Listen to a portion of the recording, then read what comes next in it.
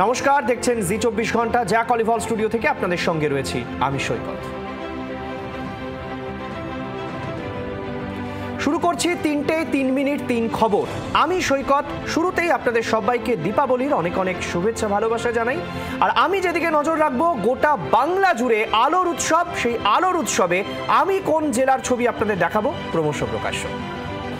News room থেকে আমি শুক্লা রয়েছে আপনাদের সঙ্গে, এবং আমি অবশ্যই দেখাবো শক্তির আরাধনায় মেতেছে গোটা বাংলা, এবং সেই সঙ্গে বারাসাতে কালী পুজো একেবারে জমজমাট। আর শুরু করছি আমি সব্যসাচী। আলোর উৎসব মাতোয়ারা গোটা বাংলা। তারাপীঠ হোক বা দক্ষিণেশ্বর, শক্তিপীঠ থেকে সতীপীঠ, ভক্ত সমাগম সকাল থেকে। দীপান্বিত অমাবস্যায় আজ আলোর উৎসব, বাংলা জুড়ে শক্তির আরাধনা। শক্তির আরাধনা দক্ষিণেশ্বরে কোথায়? সরাসরি চলে যাব। আহেলি রয়েছেন আমাদের সঙ্গে দক্ষিণেশ্বর থেকে সরাসরি। আহেলি,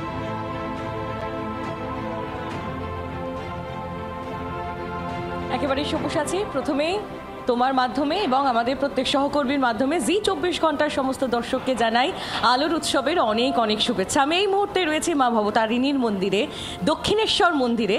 মায়ের মন্দির এই মুহূর্তে বন্ধ রয়েছে, যেহেতু মায়ের এই সময়টা ভোগ নিবেদনের সময়, তারপর মায়ের বিশ্রামের সময়। আমরা জানি যে অমাবস্যার তিথি বিকেল থেকে শুরু হচ্ছে, আর কিছুক্ষণ পর থেকে অমাবস্যার তিথি পড়ে যাচ্ছে। যদিও ভবতারিণী মন্দিরে মায়ের পুজো মানে মহেন্দ্রক্ষণ, যেটা অমাবস্যার তিথির, তা কিন্তু রাত 10টা থেকে সেই পুজো শুরু হবে। তার আগে বিপুল পরিমাণে ভক্ত সমাগম, সেই ছবি এই মুহূর্তে আমার ক্যামেরা বন্ধুর মাধ্যমে তুলে ধরছি তোমার সামনে। আস্তে আস্তে আমরা মায়ের মন্দিরের দিকে উঠছি এবং সেখানকার ছবিটা একবার দেখানোর চেষ্টা করব। আর কিছুক্ষণের মধ্যেই মায়ের দরজা খুলে যাবে। বলতে বলতেই সেই ছবি, মায়ের অপরূপ দৃশ্য এই মুহূর্তে, মায়ের রূপ দেখতে পাচ্ছ। চেষ্টা করছি দেখানোর। একেবারে নব সাজে মায়ের এই রূপ। মায়ের দরজা খুলে গিয়েছে। প্রায় 1.5 ঘন্টার মতো মন্দিরের দরজা বন্ধ ছিল। তারপর মায়ের অবশেষে গর্ভগৃহের দরজা খুলেছে। ভক্তরা আকুল আগ্রহে তারা এই গরমের মধ্যেই, আমরা জানি যে যথেষ্ট গরম রয়েছে আজ, এই গরমের মধ্যেই তারা মায়ের একটু দর্শনের জন্য, মায়ের কাছে পুজো দেওয়ার জন্য তারা কিন্তু এসেছে। আমি আস্তে আস্তে কয়েকজনের সঙ্গে কথা বলার চেষ্টা করব, মায়ের রূপটা দেখানোর চেষ্টা করব, সেই ছবিটা আস্তে আস্তে তুলে ধরবো। আমি একটু কথা বলার চেষ্টা করব। আপনি কোথা থেকে এসেছেন? আমরা নিউ ব্যারাকপুর থেকে এসেছি, ও টালিগঞ্জ থেকে এসেছে। প্রত্যেকবারে কি আসা হয়? মোটামুটি আসি আমরা। আমাদের এক বন্ধু আছে, ওদের নাচের অনুষ্ঠান এখানে হয়, রুবি, ওর জন্যই আমরা এখানে এই দিনটাতে বিশেষভাবে আসি। একেবারে আমি একটু এদিকের লাইনের ছবিটা দেখাই। একবার দেখুন কতটা লাইন পড়ে গিয়েছে। সব্যসাচী, তুমি দেখতেই পাচ্ছ, কিছুক্ষণ আগে পর্যন্ত মন্দির পরিষ্কার করার জন্য সমস্ত ভক্তরা তারা বাইরে অপেক্ষা করছিলেন, এবং এখন দেখা যাচ্ছে যে এই লাইনটা কতটা দীর্ঘ। ভক্তরা এই গরমের মধ্যেই তারা কিন্তু এসেছেন মায়ের একবার দর্শনের জন্য, এবং 8 থেকে 80 প্রত্যেক বয়সের ভক্তবৃন্দ কিন্তু এই মুহূর্তে মা ভবতারিণীর মন্দিরে। আরও একবার মায়ের রূপটা দেখানোর চেষ্টা করবো ফেলিক্সের মাধ্যমে। দেখতে পাচ্ছ সেই ছবি। মা অপরূপ সেজে একেবারে তৈরি ভক্তদের দর্শন দেওয়ার জন্য। শেষ মুহূর্তে প্রস্তুতি চলছে। আস্তে আস্তে ভক্তরা এবার ভেতরে প্রবেশ করা শুরু করেছে। একদমই যেরকম প্রত্যেক বছর আমরা দক্ষিণেশ্বরের চেনা ছবি দেখি এবং মায়ের মুখটা আমরা দেখছি, যেখান থেকে আপনাদেরও দর্শনের ব্যবস্থা করে দিচ্ছি, যেখানে খুব সুন্দরভাবে সবাই লাইন দিয়ে প্রত্যেক বছরের মতো এবারেও দক্ষিণেশ্বরে দীপান্বিতার পুজো। আর এই ছবি দেখতে দেখতে এবার একটু নজর রাখতে হচ্ছে কালী পুজোতেও দেখা যাচ্ছে থিমের লড়াই। বিগ বাজেটের পুজো বলতেই বারাসাতের কথা প্রথমেই মনে আসে। বারাসাতে কিন্তু দীপাবলির আগের রাত থেকে একেবারে মণ্ডপে মণ্ডপে সাধারণ মানুষের ভিড়। আজ এই দুপুরে বারাসাতে ছবিটা কি, আমরা সেটাই জানবো, কথা বলবো। অয়ন শর্মা এই মুহূর্তে আমাদের সঙ্গে রয়েছেন, আমাদের প্রতিনিধি সরাসরি। অয়ন, কালী পুজোর এই দুপুরটা কতটা জমজমাট বারাসাতে?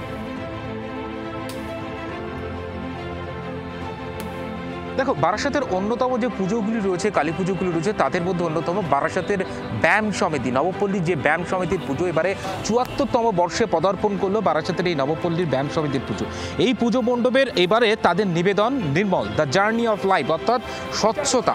সেই স্বচ্ছতার একটা ভাবমূর্তি, সেই ভাবনা ফুটিয়ে তোলা হয়েছে, এবং গোটা মণ্ডপ জুড়ে কিন্তু অসাধারণ একটা থিমের কারুকার্য রয়েছে। দেখতে পাচ্ছ, মণ্ডপে যদি প্রথমে ঢুকবেন যিনি দর্শনার্থী, তিনি বাবা মহাদেবকে দর্শন করে তারপর কিন্তু মা কালীর যে মূল মূর্তি সেই মূর্তি দেখতে পাবেন। এবং যে ছবি আমার চিত্র সাংবাদিক ইতিমধ্যে দেখাচ্ছেন, বিষ্ণুর 10 অবতারের নানান রূপ, সেই রূপ গোটা মণ্ডপ জুড়ে ফুটিয়ে তোলা হচ্ছে। অর্থাৎ সমাজে যখন অন্যায় অবিচার বাড়তে থাকে সেই সময় বিষ্ণুর যে 10 অবতার, যে 10 রূপ, সেই রূপ ফুটিয়ে তোলা হচ্ছে। এবং সব থেকে বড় মূল আকর্ষণ এবারে বারাসাতের সব থেকে বড় যে পুজো মণ্ডপগুলি রয়েছে তাদের মধ্যে কালী প্রতিমার দিক দিয়ে যদি প্রায় মুকুট সহ 22 ফুটের কালী প্রতিমা, আমার চিত্র সাংবাদিক অরূপ অধিকারী তোমার মাধ্যমে একেবারে 24 ঘন্টা যারা দর্শকরা রয়েছেন সেই দর্শকদের জন্য সেই ছবি তুলে ধরছি। সব থেকে বড় কালী প্রতিমা এবারে একেবারে 22 ফুটের মুকুট সহ প্রতিমা, তা দেখতে কিন্তু রীতিমতো দুপুর থেকে ভিড় জমিয়েছেন দর্শনার্থীরা। যারা পুজো উদ্যোক্তারা গোটা বছর অপেক্ষা করে থাকেন, তাদের কতটা আশা থাকে যে তাদের পুজোতে কতটা ঢল নামবে, কিভাবে কি থিম হবে, গোটা বছর ধরে একটা ভাবনা থাকে। একটু কথা বলি সরাসরি, এবারে দর্শনার্থীরা আপনাদের পুজো মণ্ডপে এলে কি দেখতে পাবে? আমাদের পুজো মণ্ডপে এলে দর্শনার্থীরা দেখতে পাবে এখানে স্বচ্ছতা নিয়ে অভিযান। আমাদের পুজোর থিমই এবার নির্মল, দ্য জার্নি অফ লাইফ।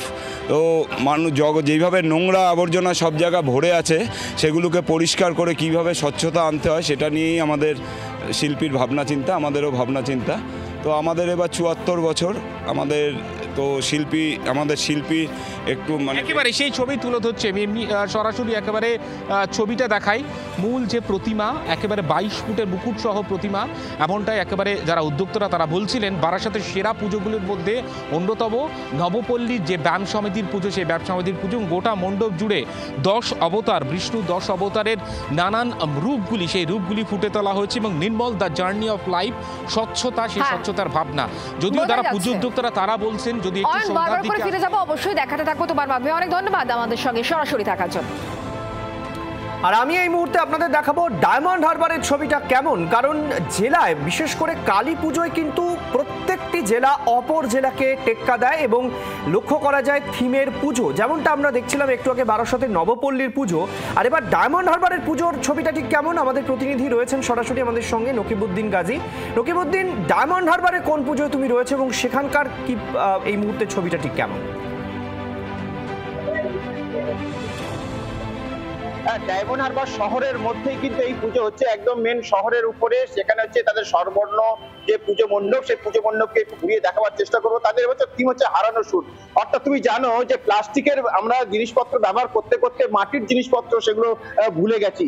সেই মাটির জিনিসপত্র বিষয়গুলোকে এখানে তুলে ধরার চেষ্টা করছে উদ্যোক্তারা। এবং আমি মণ্ডপের যে ভিতরের অংশ, সেই ভিতরের অংশ তুলে ধরার চেষ্টা করবো, দেখবো যেখানে মূলত মাটির হাঁড়ি, মাটির ভাঁড় এবং যে সিলিংটা তৈরি করা হয়েছে মাটির ভাঁড় দিয়ে তৈরি করা হয়েছে এবং মাটির হাঁড়ি দিয়ে যে বিভিন্ন জিনিসের দেখা যাচ্ছে এবং যে গামছা, অর্থাৎ কুমোর পাড়ার জিনিসপত্রগুলোকে তুলে ধরা হয়েছে।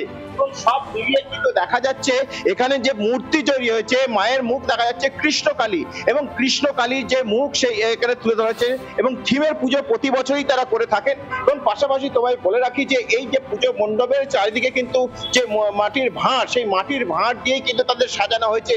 এবং সব থেকে বড় বিষয় হচ্ছে যে উদ্যোক্তারা যে মাটির ভাঁড়ের সঙ্গে সঙ্গে যে আস্তে আস্তে প্লাস্টিকের জিনিসপত্র কিন্তু হারিয়ে যাচ্ছে, সেই হারিয়ে যাওয়ার জিনিসপত্রগুলোকে এই মণ্ডপে তুলে ধরা হয়েছে। উদ্যোক্তারা এখানে আছে, আমি একটু জানার চেষ্টা করবো যে কিভাবে এটা কি আপনারা কি তুলে ধরতে চাইছেন। সব থেকে বড় কথা যে মাটি আমাদের কোনো রোজগারের বিষয় নয়, মাটি আমাদের শিল্প এবং সংস্কৃতি, এবং সেই দিকে লক্ষ্য রেখেই আমরা এই যে মাটির যে পুরনো যে শিল্প এবং সংস্কৃতি তুলে ধরেছে আমাদের স্বরবর্ণ যে সভাপতি শামীম আহমেদ, এবং যে শামীম আহমেদ তার যে মস্তিষ্ক প্রসূত এই যে উন্নত যে চিন্তা ভাবনাটা, যে মাটির যে কুমোরদের একটা সময় কুমোরদের তৈরি যে দইয়ের ভাঁড় বা মালসা যে জিনিসগুলো ছিল, যেখান থেকে আমরা মিষ্টি, রসগোল্লা একে অপরে আদান প্রদান করতাম বা খিচুড়ি বা বাড়ির খাবার দাবার, সেগুলো থেকে দেখবেন আমরা প্লাস্টিকে আমরা আগ্রাসন হয়েছে।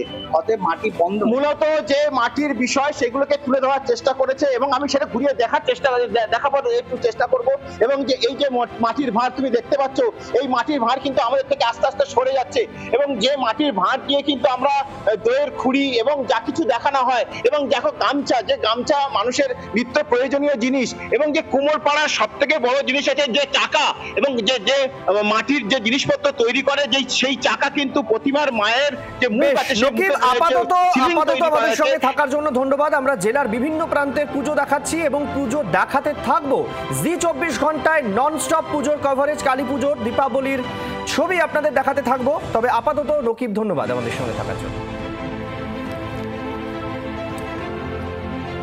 আর দীপাবলিতে আইএনএস বিক্রান্তে মোদি আইএনএস বিক্রান্ত পাকিস্তানের ঘুম উড়িয়ে দিয়েছে। আত্মনির্ভরতার প্রতীক হলো আইএনএস বিক্রান্ত। আইএনএস বিক্রান্ত ভারতের সেনার ক্ষমতার ছবি। গোয়ায় আইএনএস বিক্রান্তের নৌসেনাদের সঙ্গে দীপাবলি পালন করে পাকিস্তানকে বকরবে হুঁশিয়ারি প্রধানমন্ত্রী নরেন্দ্র মোদী। जल थल नभ में पुकार हुई, सिंदूर की लाली चमक उठी, प्रतिशोध की सीमा पार हुई। तन घनन घनन तन घनन घनन तन घनन घनन तन घनन घनन। लहरों में भी नौसेना की दुश्मन था निगरानी में, सागर की गहराई से भी उतर पड़े थे कहानी में। तिरंगा लहराया ऊंचा। আর ঠিক কি বলেছেন প্রধানমন্ত্রী পাকিস্তানের উদ্দেশ্যে শোনাই আপনাদের।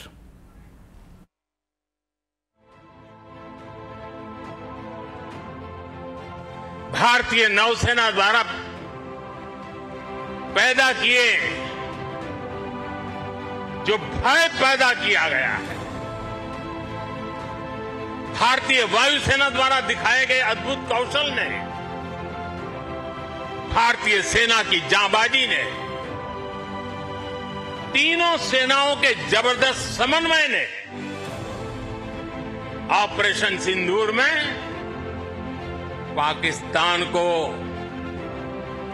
इतनी जल्दी घुटने टेकने पर मजबूर कर दिया। हमें गर्व है कि पिछले एक दशक से हमारी सेनाएं तेजी से आत्मनिर्भरता की ओर कदम बढ़ा रही। हमारी सेनाओं ने हजारों ऐसे सामानों की लिस्ट बनाई और तय किया कि अब ये सामान बाहर से नहीं मंगवाया जाएगा। नतीजा ये हुआ कि सेना के लिए जरूरी ज्यादातर साजो सामान अब देश में ही तैयार होने लगा। साथियों, हमारी ब्रह्मोस और आकाश जैसी मिसाइलों ने ऑपरेशन सिंदूर में भी अपनी क्षमता साबित की है। ब्रह्मोस का नाम ही ऐसा है कि सुनते ही कई लोगों को